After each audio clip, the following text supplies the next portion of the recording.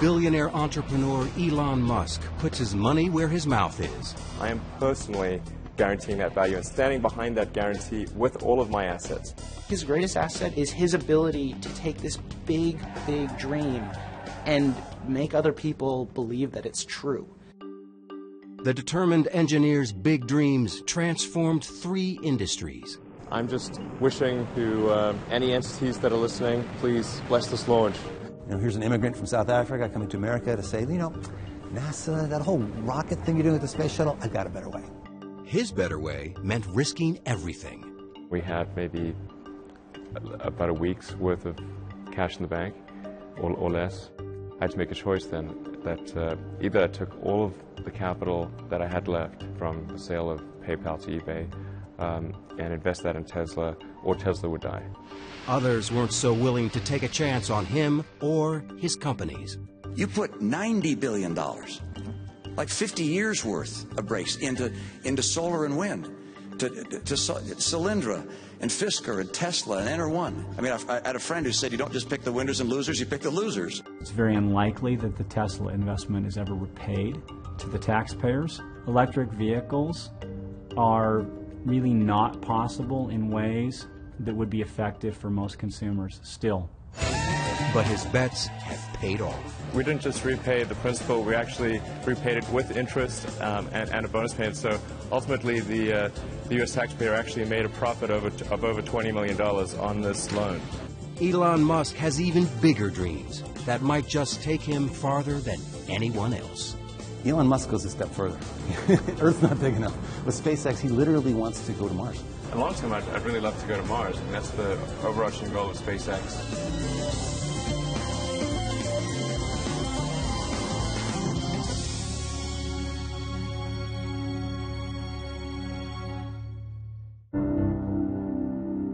When I was a little kid, I was really scared of the dark. But then I sort of came to understand, okay, well, dark just means really the absence of photons in the visible wavelength, 400 to 700 nanometers. It's hard to believe that entrepreneur Elon Musk was ever afraid of anything. And Elon said, darkness is merely the absence of light. Then I thought, well, it's really silly to be afraid of a lack of photons. Then I wasn't afraid of the dark anymore after that. Once one of the kids said to him, look at the moon, it's 1 billion miles away. And he said, well, no, it's actually under 250,000 miles away. And they said, oh, Elon! Entrepreneur Elon Musk has spent his life proving people wrong. Growing up in South Africa, Musk was the oldest of 3 children and started school a year early. His father was an engineer. His mother, May, was a model and nutritionist. He was the youngest, he made about 2 days, and the shortest, and then he was this brilliant boy, and so people didn't really like him. So I was this little bookwormy kid and probably a bit of a smart aleck, so this is a recipe for disaster. Not that he told me much about it, but he was picked on quite a bit. So I just read a lot of books and tried to stay out of people's way during school. And so his social life was much less than my other 2 kids. And that's a typical nerd. I read all the comics I could buy or that they'd let me read at the bookstore before chasing me away. I read everything I could get my hands on from when I woke up to when I went to sleep. At one point I really ran out of books and started reading the encyclopedia. And he has a photographic memory, so he could remember everything. Anytime I had a question, my daughter Tosca would say, call Genius Boy. His brother, Kimball Musk. When Elon was 10 years old, he got tested by IBM, and he was found to have one of the highest aptitudes they'd ever seen for computer programming. I tried taking some computer classes, but I was way ahead of the teacher, so it didn't really help. So I started programming a space game called Blastar. Musk, already thinking like an entrepreneur, figured out how to sell his game. And I don't think they realized I was 12.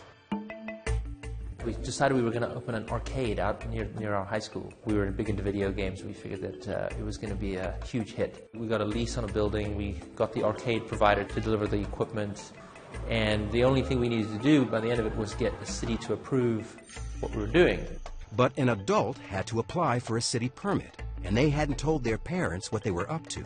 And of course, they told us we were not going to be opening up an arcade. Max Chafkin is a technology and business journalist who has profiled Elon Musk several times. Really, the most amazing thing about his childhood is his escape from South Africa. I remember thinking and saying that America is where great things are possible, more than any other country in the world. It's a little cliche, but it's true. America is the land of opportunity. By moving, Musk would also avoid mandatory service in South Africa's army. Growing up in apartheid South Africa was pretty surreal. I mean, we didn't support that government, we didn't believe in it. And so the idea of actually going to the military service was really out of the question. I told my parents I was going to Canada, and they tried to convince me not to leave. And off he flew, and I thought, wow, he's so independent. Of course, as soon as he lands, he calls me and he says, what do I do now? So I bought a bus ticket from Montreal to Vancouver, and that allowed me to kind of see Canada, at least from the highway. He worked at odd jobs across the country before settling at Queen's College in Toronto. In fact, when I went to college, I rarely went to class. I'd just read the textbook and then show up for exams. The big appeal of university was being able to date girls my own age. I actually met my first wife there. Musk got an engineering and business degree from the University of Pennsylvania and a scholarship to go to Stanford. Silicon Valley was the promised land. I really wanted to just kind of go where the really exciting breakthroughs were occurring. Elon had this ability to look at the world and go, this is a real problem that's going to happen in 20 years. He looked around and he saw that the world-changing stuff was not happening at Stanford. I didn't even go to class. I called the chairman of the department and said, I'd like to try starting this internet company. It probably won't succeed, and so when it fails, I want to make sure that I can still come back. My kids do funny things, and I'm never too concerned about them because, you know, if Elon wanted to drop out of college, he could always go back. My brother was in Canada at the time, and I said, look, I think we should try to create an internet company. So he came down and joined me. He had, $2,000, no friends, barely enough money for an apartment. I think he told me he was showering at the gym because they didn't have a shower where he was living. We just got some futons that there were couches during the day and then turned into beds at night. Steve Jurvetson is a venture capitalist in Silicon Valley. I first met Elon and Kimball Musk, his brother, back in the mid-90s when they first set foot in California. I think they'd been here for about a week, and they were pitching a new company called Zip2. Silicon Valley in the mid-90s and late 90s was a gold rush. People were flocking to the region to find riches, to make it in the internet business. Musk came up with an idea to bring newspapers into the digital age. He took a CD-ROM Yellow Pages, some mapping software, wrote a little code, and put it all together to create the first online city listings. Elon was more the business mastermind, I was more the sales guy. I still had my core programming skills, so I was able to write the software needed for the first company. Now, when Elon was starting Zip2, keep in mind, the internet was just a couple of years old. Most local businesses were not on the internet. And the way you found a local business was you opened up the Yellow Pages. The thought was the media companies, like the newspapers, are going to need help coming online and building lots of functionality into their websites. We had someone literally throw a Yellow Pages book at us and tell us, do you think you'll ever replace this? And we thought the guy was crazy. Because not only were we going to replace this, but that's not where it ended. It would keep going from there. It wasn't long before media companies across the country were signing up. And so we were able to get as investors and customers the New York Times Company, Hearst, Knight Ridder, and a number of other companies. In 1999, the Alta Vista division of Compaq bought Zip2 for $307 million in cash and $34 million in stock options. Musk was just 28 years old. I thought, that's crazy. Why would somebody pay such a huge amount of money for this little company that we have? It actually obviously turned out very well for them financially, so obviously they knew a lot more about it than I did.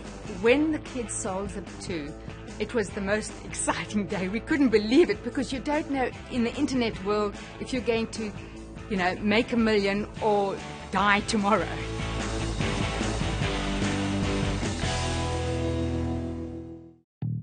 In February 1999, Elon Musk sold his first company. At 28, he joined the ranks of Silicon Valley millionaires.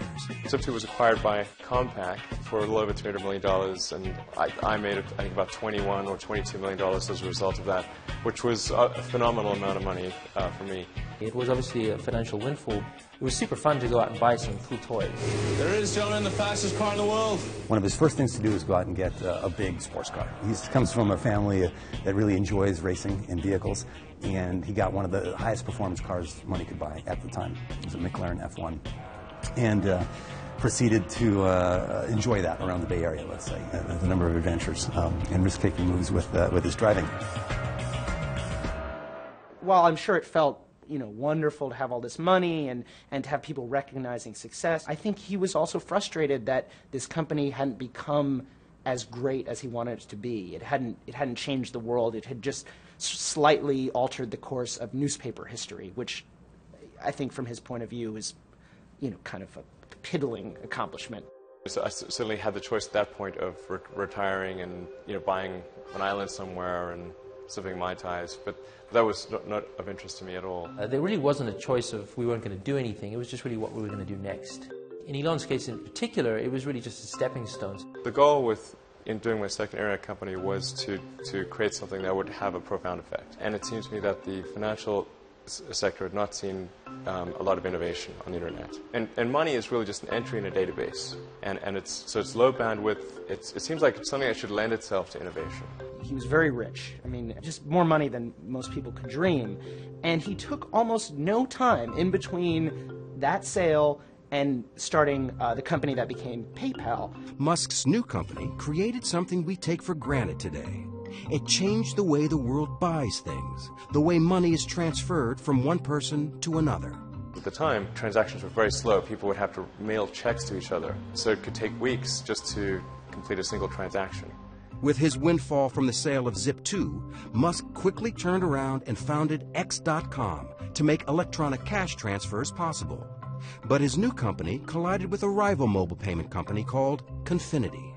And they were really competing against each other, and the real enemy at the end of the day was eBay.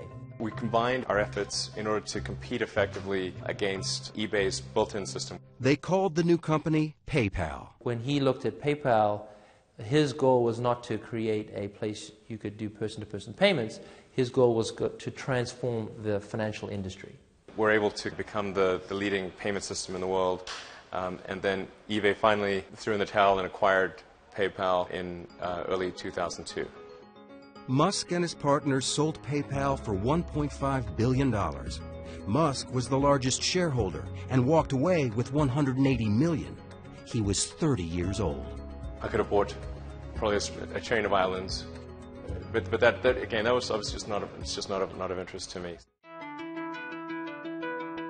Islands weren't of interest, but outer space was. It's just a much more exciting, inspiring future if we're out there exploring the stars, as opposed to a future where we are forever confined to Earth. I was thinking, well, I wonder when we're going to Mars. When is NASA going to go to Mars? And I went to the NASA website, and there was no plan to go to Mars, and no plan to really even take the next step in space exploration. This is Elon saying he wants to go and enable the human civilization to leave the planet Earth. It's about as big a vision as you could possibly imagine. And that's going to require funds, and he has enough funds to go do it, so he's going to go do it. Musk had the outrageous idea that private enterprise could actually re-energize space travel. And in June 2002, he founded Space Exploration Technologies, or SpaceX. Elon was the only funder of the company for its early years. Another incredibly risky move to say, nobody on the planet thinks this idea is financeable. I'm going to fund all of it myself, to the tune of almost $100 million, which was the majority of his net worth at the time, into a dream to take on the military-industrial complex. Here's an immigrant from South Africa coming to America to say, NASA, that whole rocket thing you're doing with the space shuttle, I've got a better way. I actually traveled to Russia 3 times to look at buying a refurbished ICBM without the nuke.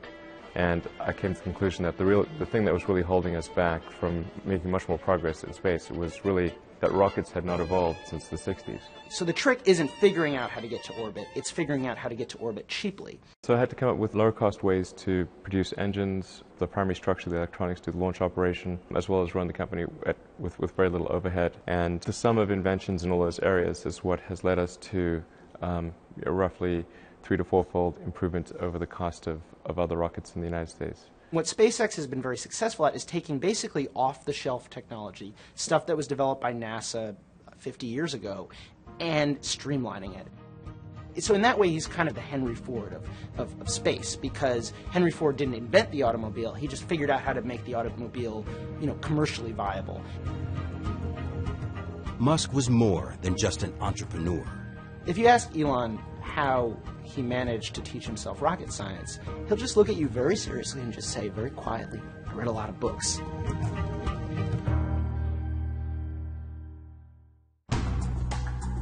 "32-year-old Elon Musk had his next big idea at his family's annual visit to Burning Man, the counterculture desert happening.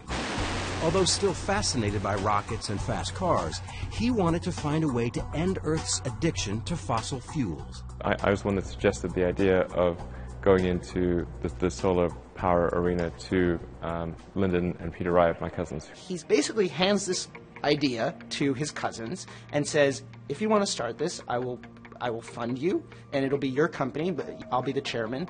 And they say, "Okay," and it works almost perfectly. What they've figured out is that if you sort of do 100 things 10% better in the area of solar cell installation for homeowners, you can dramatically consolidate an industry that's currently a bunch of mom and pop shops.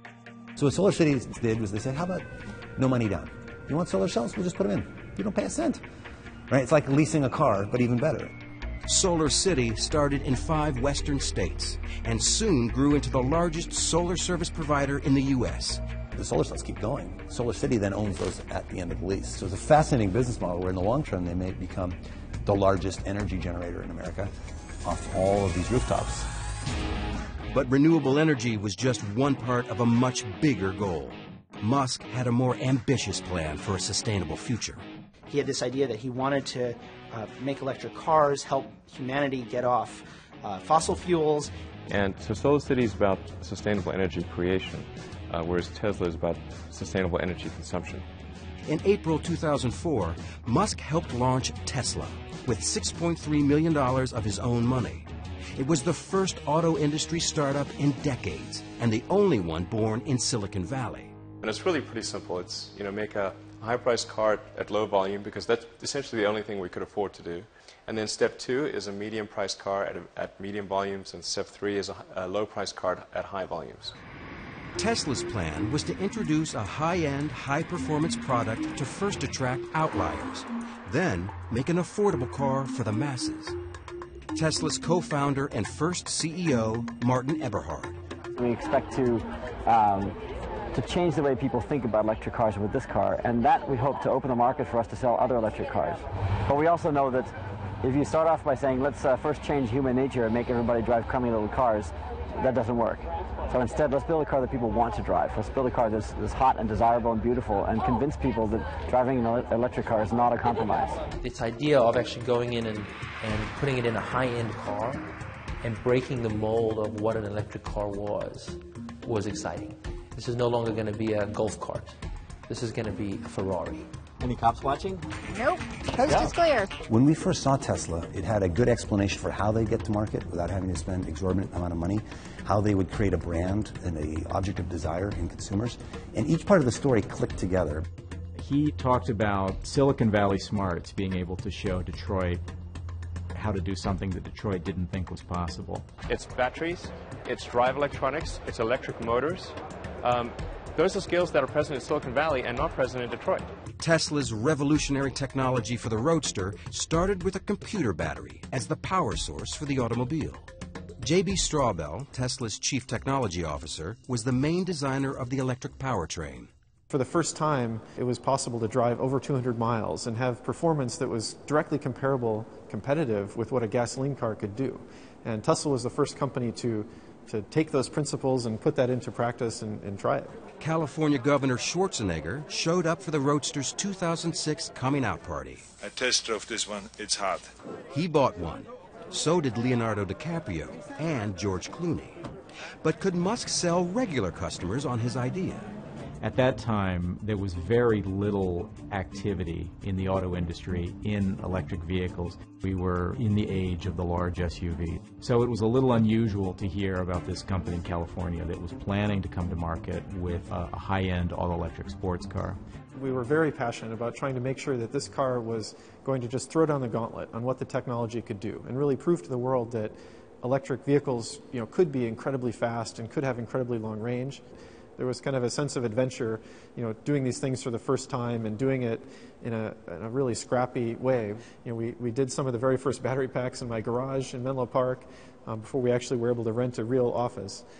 The big issue for Tesla, as with all electric cars, has been the batteries, their cost, and how long they last. Eric Noble is president of CarLab, an automotive consulting firm that evaluates new cars and trucks. American consumers are very ready for battery electric vehicles. Unfortunately, battery electric vehicles aren't ready for American consumers. The first results at Tesla seem to support this gloomy forecast. Tesla, when we first started out, the thought was simple and really, obviously, in retrospect, quite naive, which was to make use of some technology that we develop ourselves, but also some technology that we'd license from AC propulsion, put that together and create an electric sports car that would be compelling. So, let's see, where did that fall apart? It fell apart when the team told Musk that the projected cost had skyrocketed from $65,000 to $140,000. As the problems mounted, Musk faced a do-or-die decision at Tesla. He would have to choose between investing his PayPal payoff or let his new company collapse. And Elon was looking at this and saying, the dream is still there, but oh my gosh, what have I got? I've got to get this under control.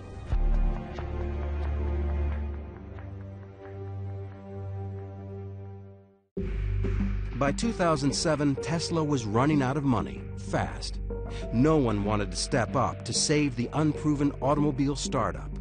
Elon Musk had to take the leap alone. We had to make some pretty dramatic changes, essentially recapitalize the business and invest about twice what we'd originally expected. What we really expected as the outer limit. Basically, Tesla got to this point where they only had enough money in the bank for a couple of months, and there's nobody around who are willing to put more money in. So I had to take all of my reserve capital and invest it into Tesla, which was very scary because, it would obviously be quite sad to have the fruits of my labor with Zip2 and PayPal not amount to anything. But there was no question that I would do that in my own mind because Tesla was too important to let die.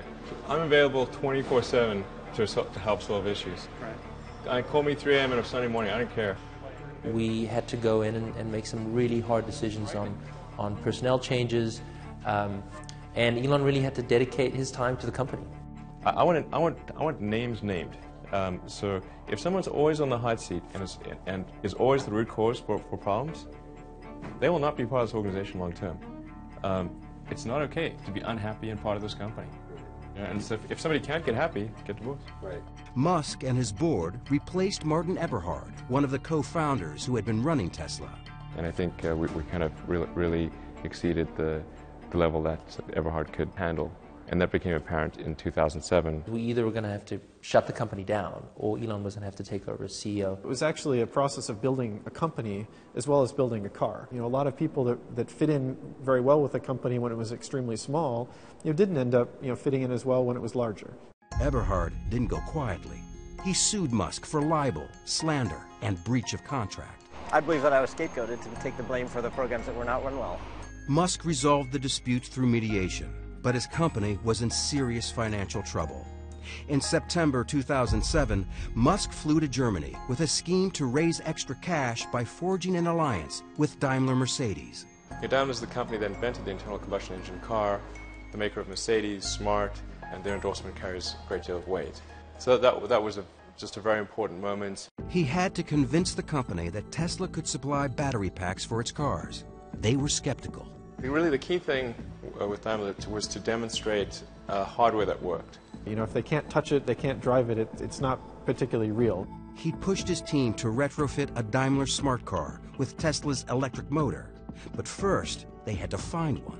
The challenge of converting a smart car to electric was doubly difficult because we couldn't find a smart car. The smart car was not for sale in the United States, so we had to send somebody down to Mexico to buy a smart car, bring one to the US, and then the smart car is really tiny, so we had to fit a motor and power electronics and charger and everything in the smart car. The challenge was daunting. To replace the smart car's gas engine with a Tesla drivetrain and battery, fit it in the tiny space under the hood, and do it all in less than 4 weeks. We didn't have much time at all. We knew that from the beginning, and we kind of prepared for almost battle and, you know, set up a war room in the shop. They worked around the clock, stealing naps on the factory floor, right up to the deadline. The Daimler executives arrived not at all convinced that it made any sense to work with an American car company, let alone a little tiny American car company in Silicon Valley. While waiting for Daimler's decision, Musk brought in one of the world's leading automobile designers to help create his next project, a modern and sexy family sedan, which he called the Model S. Originally with Model S, I thought, well, let's have Henrik Fisker, who had a design studio, do the styling. We paid him a pretty good sum of money to do that. Curiously enough, the designs that he worked on, that he came up with for us, were terrible.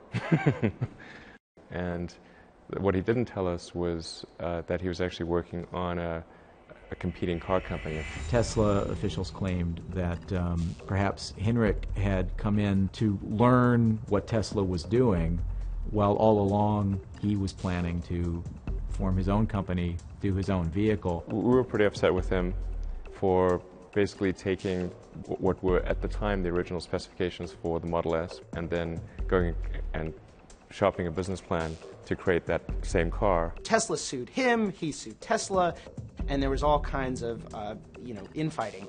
Henrik Fisker wouldn't grant Bloomberg an interview, but he told us that, "I believe there is enough space in the market for several new car companies that pursue a new type of electrified powertrain with different philosophies." In November 2008, the court ruled in Fisker's favor. It was a setback for Musk, who was also going through a tough time personally. After 8 years of marriage and 5 children, Elon and Justine Musk divorced. I got divorced, personal life in somewhat of a shambles, and in addition getting attacked by some in the media, my ex-wife, every bad thing you could imagine. There was more bad news when his bold space transport company SpaceX again failed to get a rocket into orbit. The first launch didn't get very far, got about a minute up, and then there was an engine fire, and that was it. The second flight actually did make it to space, but not to orbit. And then also Flight 3, we didn't get all the way to orbit. He started saying, "I've got enough money for 3 cracks at it." He put $100 million of his own money, and he sort of hinted at the idea that after 3, if he didn't make it, it would be over. SpaceX would die. Musk burned through the $100 million he had sunk into SpaceX. Now he was on his way back to the drawing board. 3 days after the failure, he announced, first that he knew what was wrong. He announced that they'd raise money to finance a 4th launch, and the 4th launch was going to happen in a matter of months, which in the rocket industry was a crazy announcement. We were able to solve the problems, and then just as we'd solved those problems, we ran smack into the worst economic recession since the Great Depression. It's been one of the darkest days on Wall Street in recent memory. Stock markets falling the most since 9/11, the Dow off more than 500 points. This is what financial Armageddon looks like. Red screens that scream sell, sell, sell.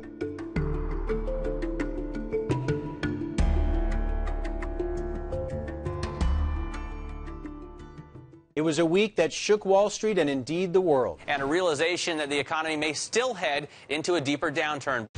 As 2008 drew to a close, Elon Musk faced the worst crisis of his career. All 3 of his companies appeared to be in free fall. The worst point was probably just the weekend before Christmas in 2008. We had the economic tsunami take place and made things even worse. If it wasn't needed, we had to shut it down and just figure out how do we get through this dark period and not go bankrupt. General Motors shares falling to more than a 20-year low after Goldman cut the automaker's rating to sell on a worsening sales outlook. That was tough. I mean, it was obviously an economic period that saw the bankruptcy of General Motors and Chrysler, and there we were, a young company selling a very optional car. I mean, it was really people don't need a $100,000 sports car. And they certainly wouldn't want one getting poor reviews. The popular BBC program Top Gear took the Tesla Roadster on a test drive in December 2008. This car then really was shaping up to be something wonderful. But then... although Tesla say it'll do 200 miles, we worked out that on our track it would run out after just 55 miles. And if it does run out, it's not a quick job to charge it up again. The combative CEO charged the incident was faked and said he had proof that the Roadster had not run out of power. He sued the BBC to block reruns of the show. The case was later dismissed. But things would get even tougher. His energy company, Solar City, foundered. The bank that had backed their leases pulled out of the deal.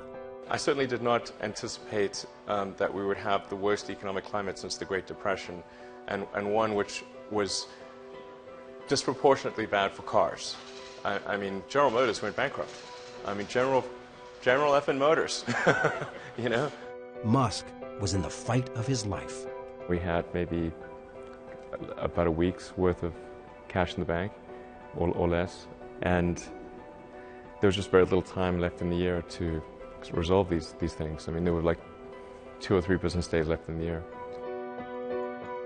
I never thought it was possible for me to have a nervous breakdown, but if it was possible for me to have a nervous breakdown, that was about as close as I was going to come.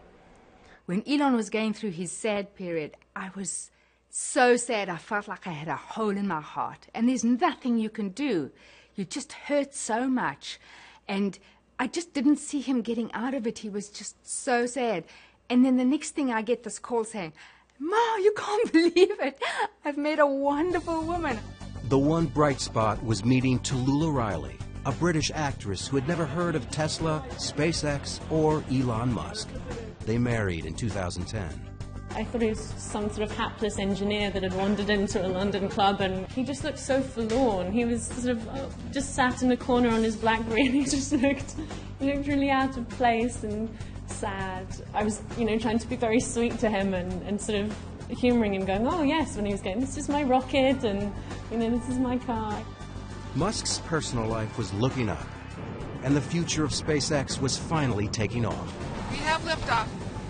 The 4th attempt to launch the Falcon 1 was a huge success.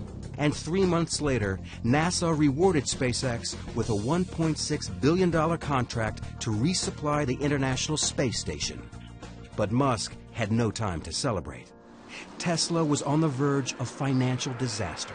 I had to make a choice then that either I took all of the capital that I had left from the sale of PayPal to eBay and invest that in Tesla, or Tesla would die. The company is really teetering on the brink of failure. And there's this board meeting late in 2008 where they're discussing what's going to happen. And Elon just says, well, I'm going to raise a $40 million round to keep the company going. And the board members are kind of wondering, well, how's he going to do that? And he says, I'm going to put it all in myself. And that incredible braggadocio confidence catalyzed a change in people's opinion. And we and everyone else around the table was like, oh my gosh, we want to be part of this. We want to get as much of this investment as we can.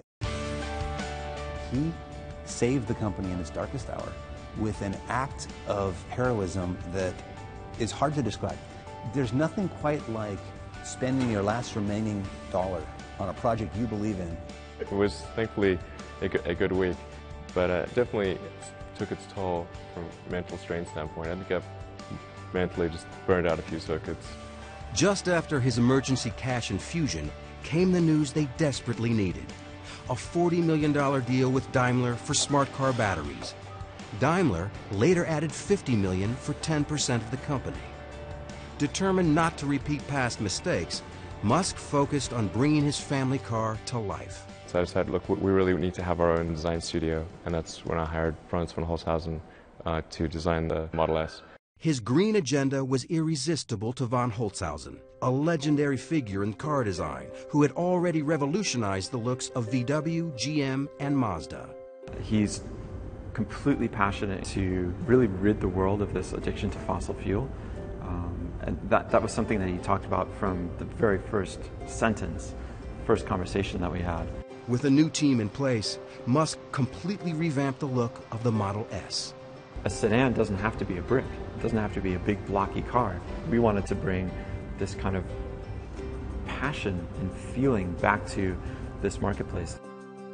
The architecture of Model S is really similar to a skateboard.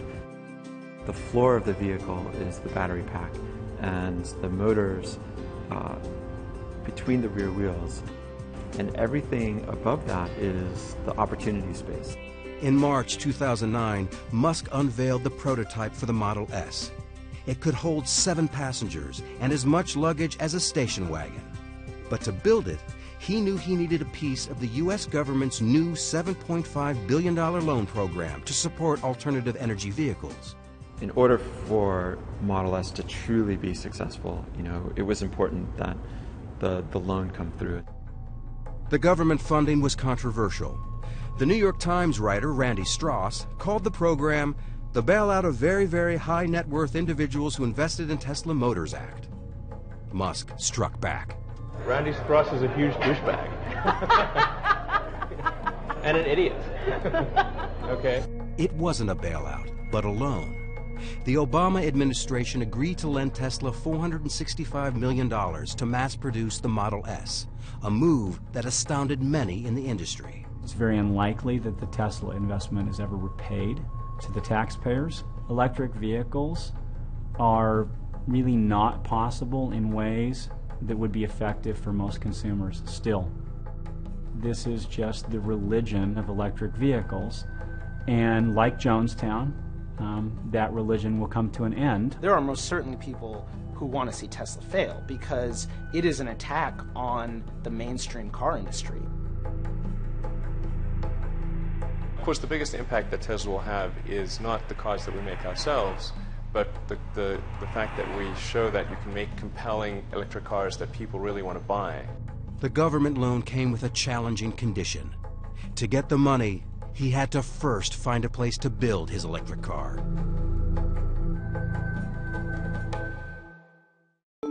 Tesla burned through $300 million since 2003.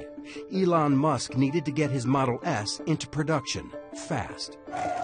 Ever the risk taker, he took another giant gamble, purchasing a plant in Fremont, California, abandoned by Toyota. The dream factory location for Tesla was always the NUMMI factory, which was a 50% Toyota, 50% General Motors factory. It's one of the biggest car plants in the world. It's a great location close to the Tesla headquarters. The reality is, for very little money, Toyota got an albatross off its books. From an industry perspective, it looked incredibly savvy on Toyota's part and incredibly naive on Tesla's part. Car factories are big pieces of sunk capital.